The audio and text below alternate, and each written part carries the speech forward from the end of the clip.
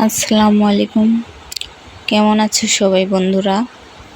আজকে আমি তেলাপিয়া মাছ দিয়ে কচু রান্না করব।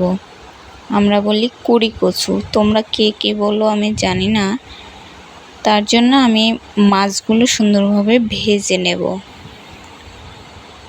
এগুলোকে আমরা বলি সরপুঁটি, তোমরা কে কি বলো একটু জানিয়ে দেবে। সুন্দর করে মাছগুলো ভাজা হয়ে গেল, আমি সুন্দরভাবে ভেজে নিয়েছি। দেখো কত সুন্দর হয়েছে কালারটা।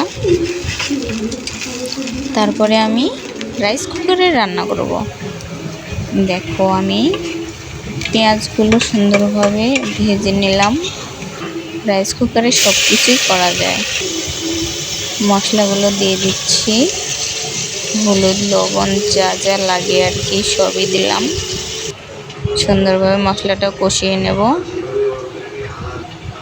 তারপরে আমি কচুগুলো ঢেলে দিলাম, কুড়ি কচু সুন্দরভাবে নেড়ে কষিয়ে নিয়েছি। তারপরে আমি দেখো ঝোল দিয়ে দিলাম, মাছটাও দিয়ে দিয়েছি। আমার তরকারি শেষ হয়েছে। দেখো কালারটা শেষে অনেক সুন্দর হয়, কত সুন্দর কালারটা হয়েছে না? খুব সুন্দর লাগছে।